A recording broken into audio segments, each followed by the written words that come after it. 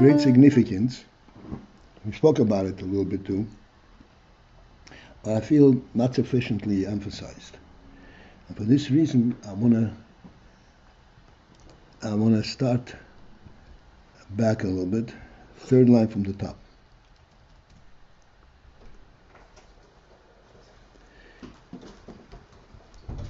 We are saying that in Kant das Segel, Mochin, function in isolation unto themselves, and as a matter of fact, any additional participation interferes with the Mochin.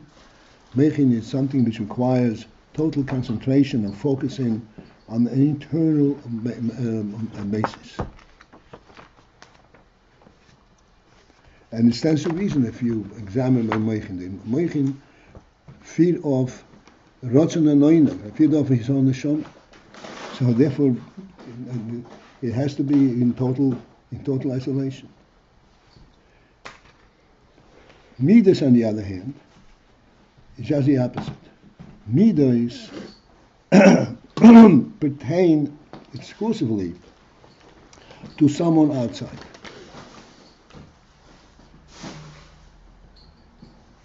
And if there is absent there's one to whom the midah pertains, to midah would have an effect, the midah vanishes. And it says ki'ilu eina, as if it was never there, as if it's not there. Now we go third line from the top and to the middle of the line. I said I'm repeating this completely because it's of great significance. I don't want it just to be bypassed. Hagam shiyochel hiserus. There's a word missing here. Shiyochel liyes hiserus hamidot. Beyish hatom. Beyish hatom. Although it is possible that there should be a hiserus arazal midot. Beyish hatom. In an individual who is a good person.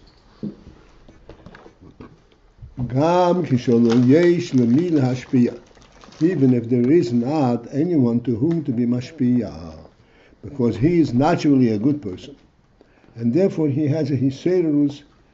The midah stands in a state of hiserus. The midah is not dormant, as if it is not there. The midah is there on the alert all the time, to do a good thing, although there is no demand at the moment. So how come?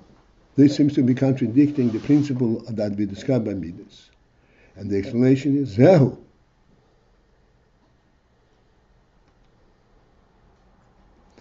This is Mikol Mokoim.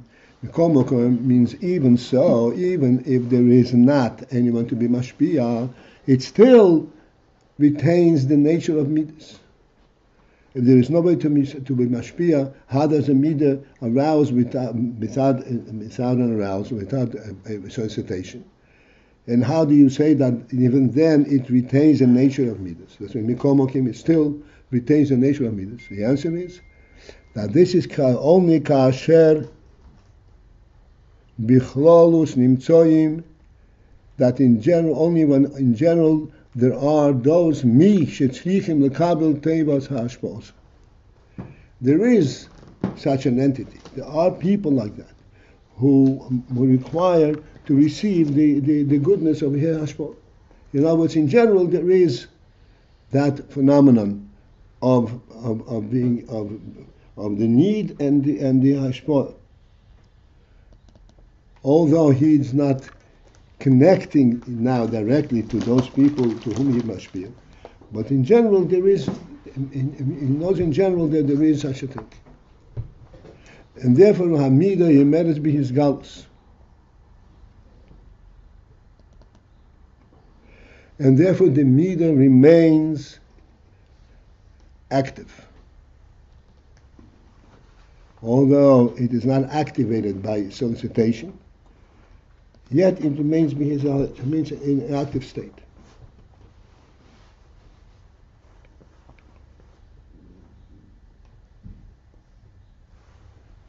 Why?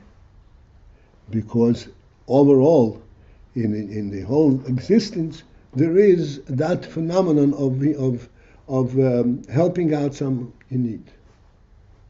And therefore the midah remains, b'hisgalus, remains active.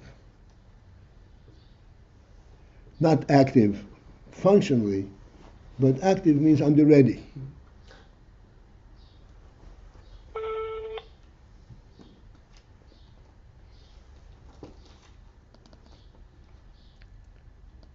And therefore, it is possible that tihye ha-hiserus, that there should be the hiserus gam kshelo yesh bo'ez ahil o mi-hashpia. Therefore, it is possible, since the midah is inherently active, bisgalus, it is possible even to be miseirer. Miseirer means to be aware of the midah, and to seek to satisfy the midah. Gam kishelo yesh be'ez ahi, even if there isn't at that moment, le-hash-pia, to whom to give the benefit of the midah.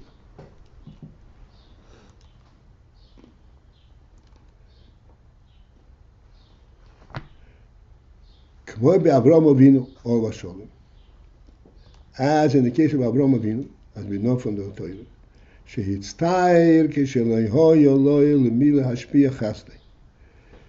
that he was actually in suffering, he was in pain when he did not have anyone to whom to be mashpia chesed.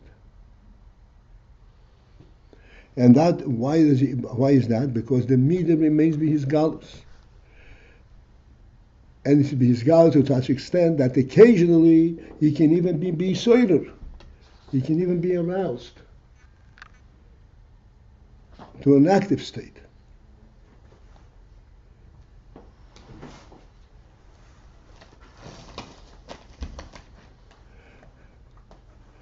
And why is that? That is due to the fact that in general, overall, in all of existence, there is such a need. And therefore the midah remains b'his galus. And occasionally it could be b'his seiderus, just from the perspective of the general overall need.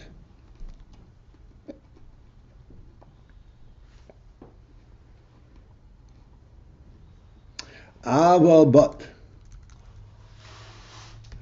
so Avraham Avinu was mitztayeb and there wasn't anyone to be mashpia.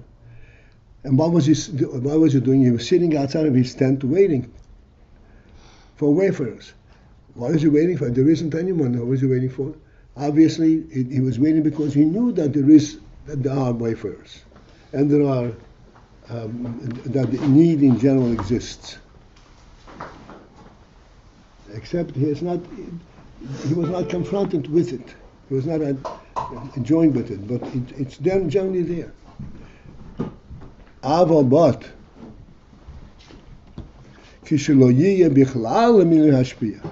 if there would not be at all in general the le-hash-pia, it doesn't exist the whole inyan.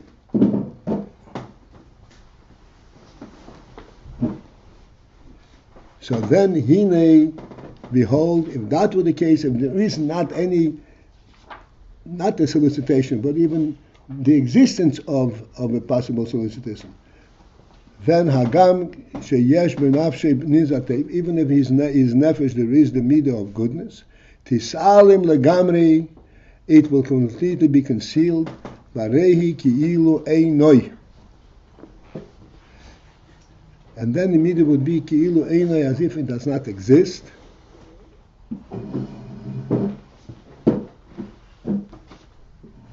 I'm going to finish this next line and then I want to discuss it. I said I went back the second time because there's something very important over here that needs to be focused in.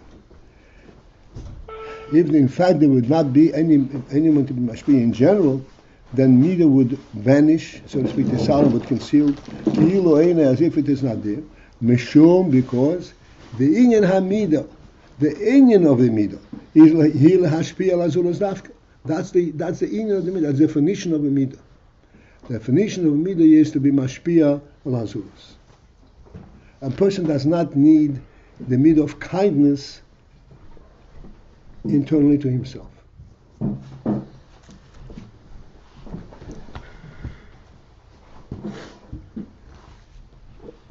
The inyan of the midah is le-hash-pia al-hazulus. Ukshelo yesh zulas, and then therefore if there is not a zulas, mizbatel ha-midah. Then the midah is mizbatel, turns to naught, to non-existence.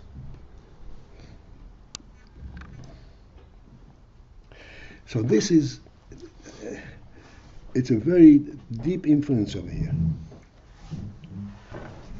We're saying the midah depends on an external solicitation, on the existence of someone else.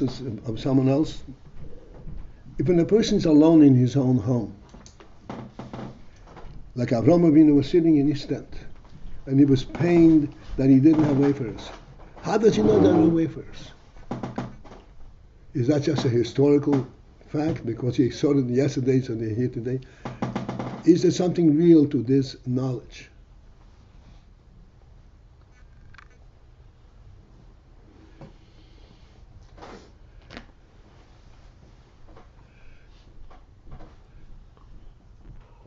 So we said this the other day when I went back because I felt we did not have enough emphasis. We have to understand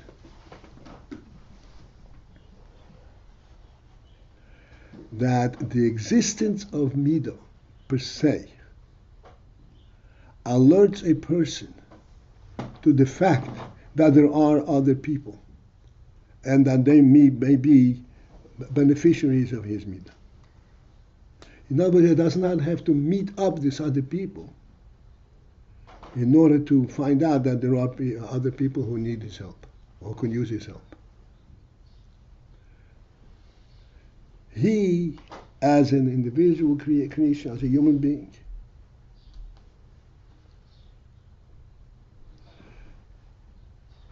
just being himself, knowing himself, he knows that there are other people who need his help. He knows b'chlolos that there is. He doesn't have any right now, but he knows in general that there are.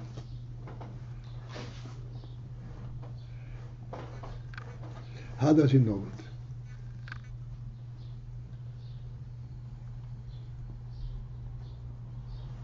This is the phenomenal uniqueness of midos.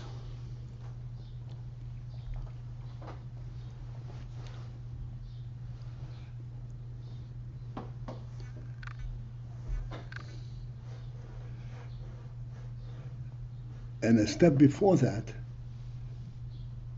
you have to always go back to the core and the initial reality. Everything that exists is a creation, is a divine creation. Nothing exists on its own.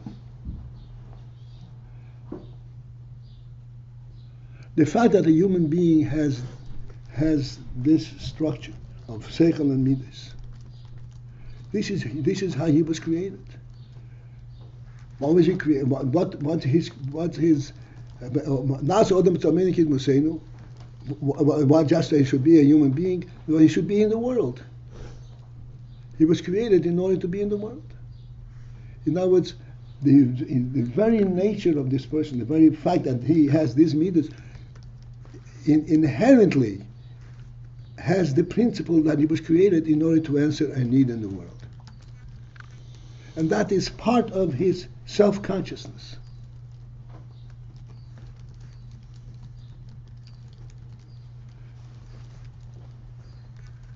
And this is why, just by knowing himself, he knows that there are other people who can use his help, who can use his midas. If we reflect on this is a phenomenal inyan.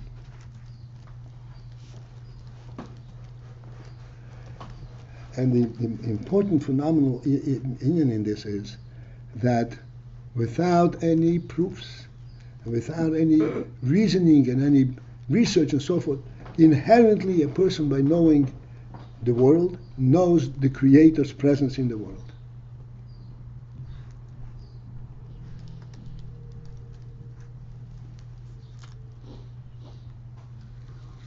One more time. What? Without proofs, inherently by knowing himself. By knowing himself and knowing the world, he knows the Creator. He recognizes the presence of the creation.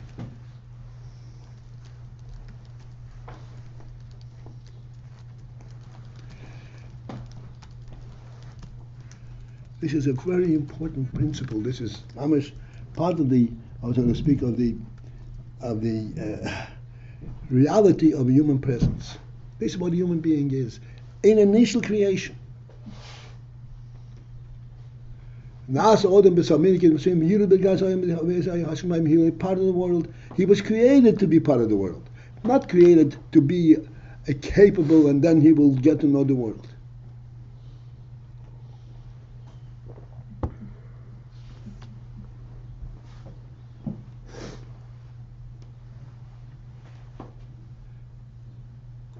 There's obviously much to speak about this, but this is a phenomenal thing. A person in isolation knows that there are other people who can use his qualities, who can use his blessings. And this is why he remains, so to speak, alert with these qualities. The quality of goodness retains is hisgalus. Not the Hiserus, but Hisgalus. You have to understand the difference between Hisgalus and Hiserus. Hisgalus means it is not latent in the nefesh, but the nefesh expresses it. Hiserus means it's active. It's a different state. I don't understand English. I don't understand English. What does latent mean? Oh, latent means in Be'etzem. Be'etzem. So the midas are, the midas are not. Midas are. The etzem in the person. Yeah. And what's the difference between Hisgalus and Hiserus? Oh. You know what potential is? Sure. Okay. But Hisgalus means it's more than potential. It's active. He has the quality of goodness to the extent that it could be aroused that he wants to fulfill that, to utilize this quality. Even if there is not an obvious need.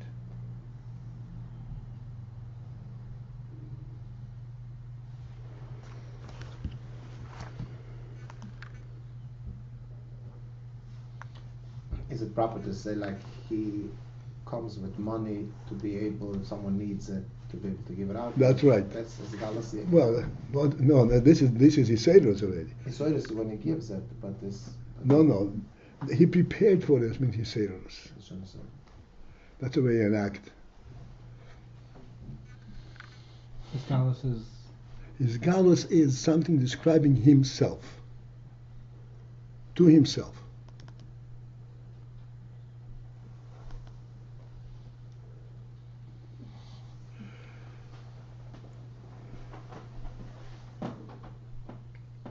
When a person identifies himself to himself, he's completely alone. Does he perceive himself to be alone in the world? No. No, how come? He's alone, he doesn't see anybody. The answer is that by virtue of what he is, he was created to be part of a world. That's this Galus. This is Galus. And this stays with Galus all the time.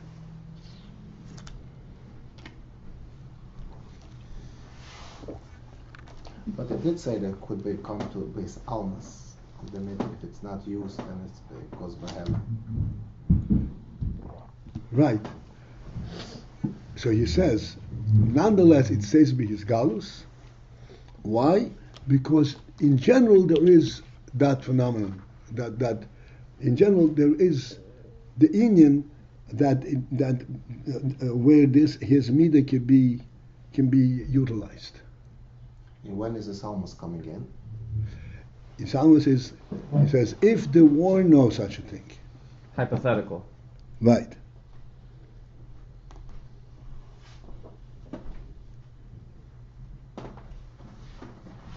אבל כשלא יהיה בכלל מי שישפיע. If there was such a thing, no become yashpia. The world went blank. Then it become bimi yourselves.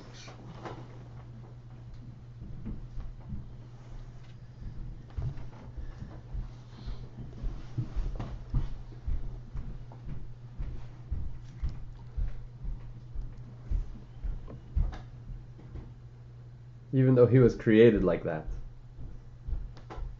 Yeah, but he has to be part of the creation. There's no creation. Doesn't sound real. Yeah, that's right. Weiter mit Lloyd's daughters. Lloyd's daughters thought that the world was wiped off the map. Right. Finished. So the world is wiped off the map, so go to sleep. He says, no, there's still a world.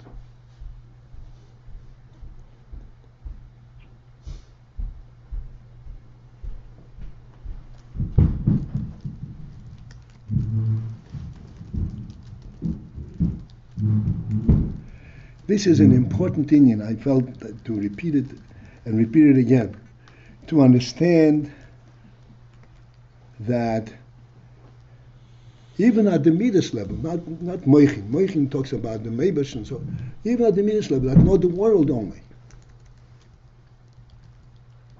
Know that the world is a full world.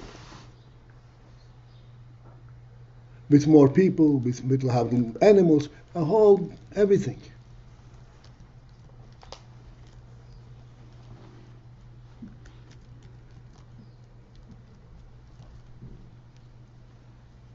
And when he meets up with another person, he identifies him. Oh, I've seen you in my dream. You know what I'm saying? It's real.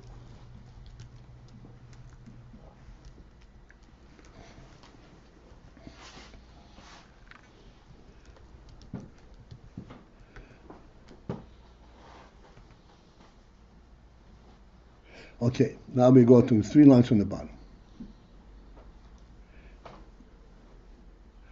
V'hiseiros hamido, but the hiseiros of the mido, hiseiros means the arousal, to bring the midah not to an existing state, but to an active state.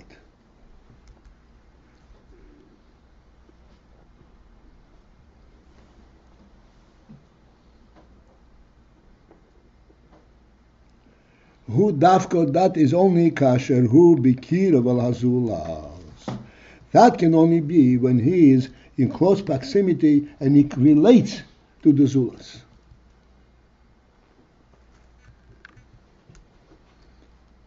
He actually relates to him and he knows things about him.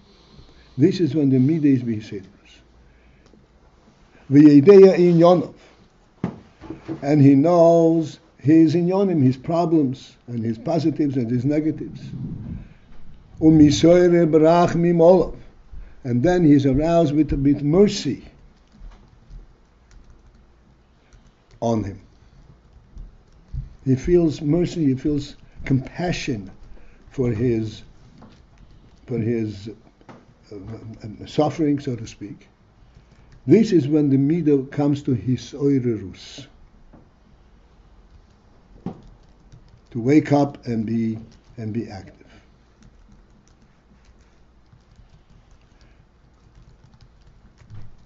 But for the midah to be his galus, to be present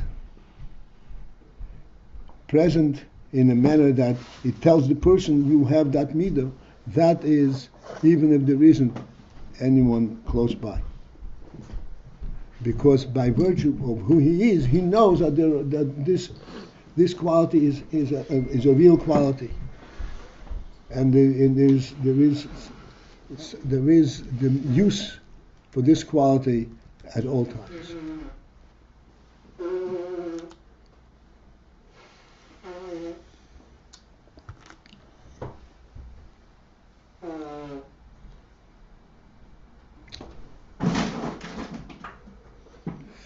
ולא יהיה היסדרוס המידו כשהוא בהבדלה. There cannot be hisoidrus hamido. The arousal of the mido cannot be kishehu behavdolo when he is in isolation. When he stands to himself and is aware of himself only, he may be aware of the mido but not of hisoidrus hamido.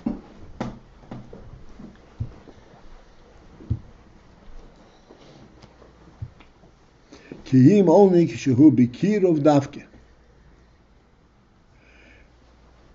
The hisedus amida can only be shehu bikirov when he is close and he experiences the presence of this other person.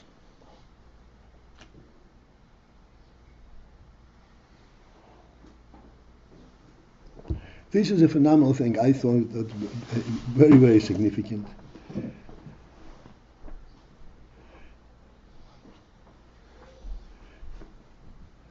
Essentially, I'd like to focus in on this because it's a very important quality. Like we said before, when a person meets up with another person, he is not, even if he didn't see a person for who knows how long, he is never shocked, oh, there is another person in the world. Because he never thought of himself as being in isolation, in true isolation. And the reason he can never think of himself as being in true isolation is this, the broader thing is because he himself is a creation. He did not get here by his own effort. And this creation, this creator, represents a whole big world.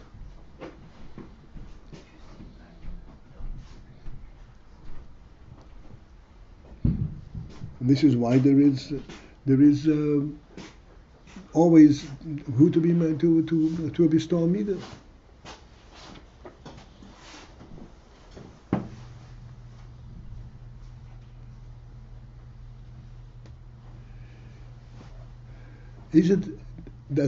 When a person is traveling, and is traveling a long distance, does it ever occur to him, who knows, maybe I'll reach the end of the world?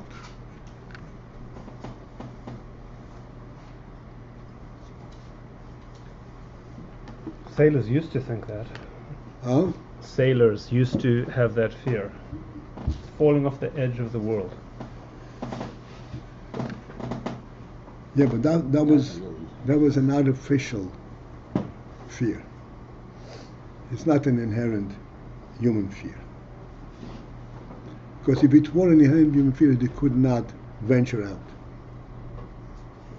Anybody standing on the land looking out at the sea could see how a ship, as it went far away, slowly began to sink under the horizon, indicating that the earth was curved.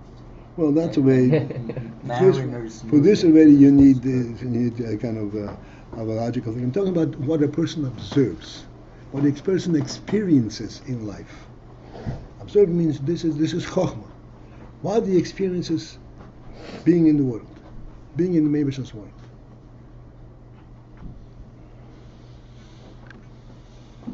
This is the real thing.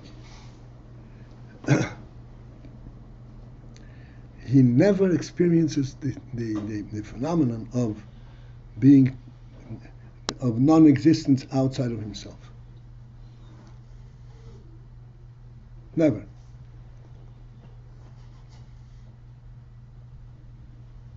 Again, never experiences non-existence outside himself. What's that meaning? He never experiences the phenomenon that outside of himself there is nothing there.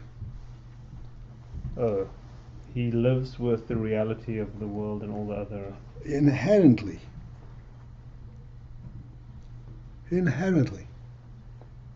Just as we gave the example of the airplane. Wait, he inherently has the inner sense of being in a full reality rather than being in himself. right. And we're saying something much more than his senses provide him with this information about the world. We're saying he has an No, this is inner not information. right, like we sense, said, information.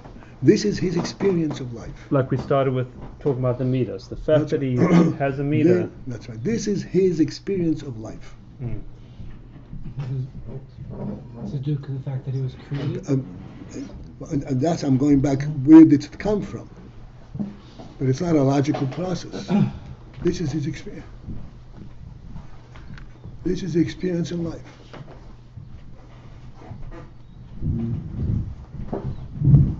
This is why he can go at full speed, pursue his path, and never looking back.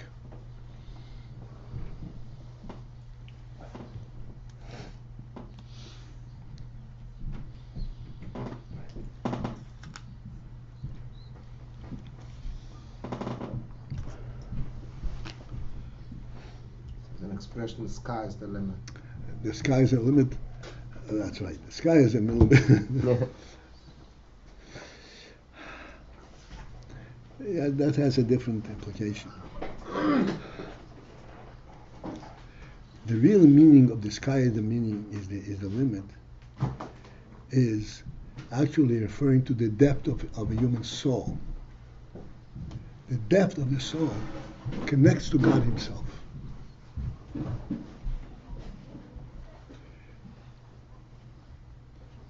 When a person asks himself the question, oh yeah, I got to see this and this, is this real? Is this my own imagination? The reason you have this imagination is because you have a godly spark in you. This is not a human world, this perception.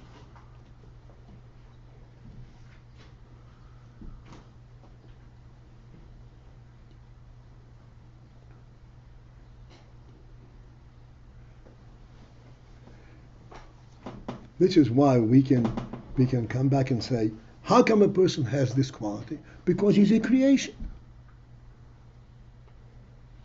And this knowledge that he is a creation is inherent in him. This is not something I have to learn.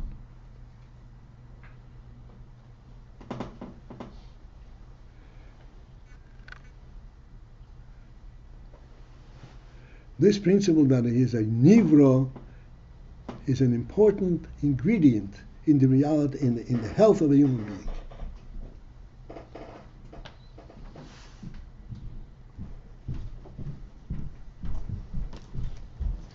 You see the pasuk? Avivim yazovuni Hashem yasfeini. Avivim yazovuni Hashem yasfeini. So Avivim, that heights. My father and mother left me, and Hashem gathered me in. This has, the simple pshat, but the deeper pshat is, our aim is Chochmah and Bina. Chochmah and Bina, even Chochmah, is also realized by observation. There's a moment that Chochmah comes to be. But what is behind that cannot be perceived as not being? In order to see, I have to open my eyes. Like we speak about it all the time. So therefore, if my eyes are closed, I don't see. There has to be something that I cannot lose sight of. This is Hashem Yasfein. Obivim Yazurim Hashem Yasfein. That's the Muna, what's that? Yes, that's Emunah in the Nefesh. That's a Nefesh. This is the Nekudas on Nefesh, Kudas on Lakus, it's in the Nefesh. And here we are associating that with like an inner sense of reality. Yeah. This is what gives a person an inner sense of reality that he can pursue his life ad infinitum. Any place it leads. Which is more basic, fundamental, like you just said, than Chokhmah and Bina. It's like It's even deeper than Chokhmah Bina. Yeah. This is a fundamental. the Ratzon HaNefesh. Right. Okay.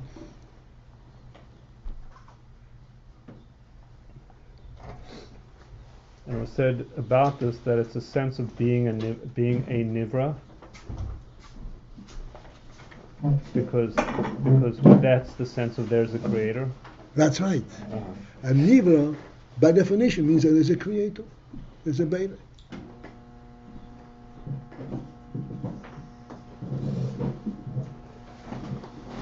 And this is why, at all times, he's aware that there are those who can benefit from his goodness. Why? Because no nivra would be made just unto itself, but rather to be part of the whole scene. What's this last piece? This is who to benefit from his. By virtue, that's right. A nivra means it's a nivra part of the entire Bria, the whole Bria. Hence, A whole Bria represents the Beirei. The Beirei is infinite and the Bria is infinite. so what? So then, hence, there's who to give to and who to receive from. There's It's the all, whole. it's all there.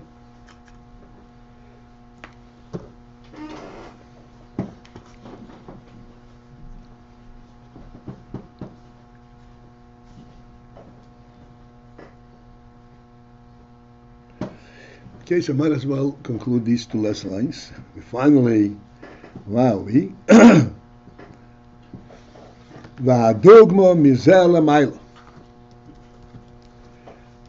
This is a reflection the way it is l'mayla.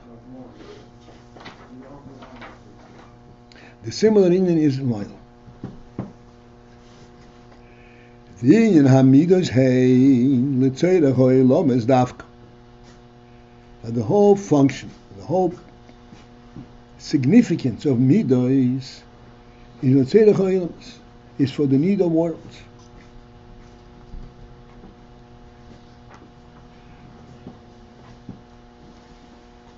There is Mochin and midot. Mochin is representing the source. Midot, if the Mochin are formed into the person, will become a midot, a definitive action, a definitive koyach. This is the tzorech ha'olam.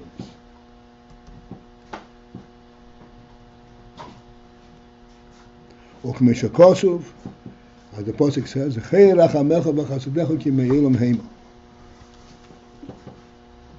Cheirach hamecha, remember your mercy and your kindness, ki me'elam heima, because they are from the world, which means the rachmi v'chasodim shayochim le'elam es davko.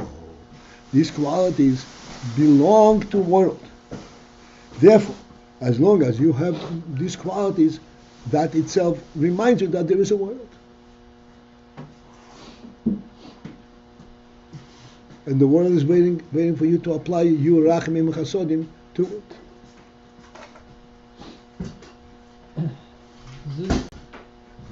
Does this imply that there's a inherent chisaron in the world, or it's not dependent on chisaron, it's just a zulas, the scholars of midot?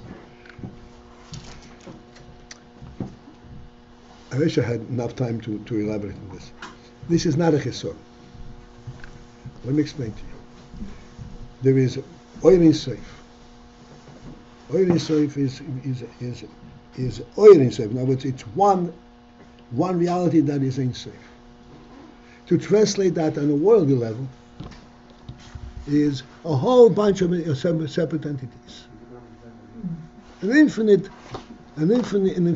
of units. Each unit is a chivya b'chesod, but he's complementing the whole world. The reason that there are many all these years is because the world comes from an over Ein Sof.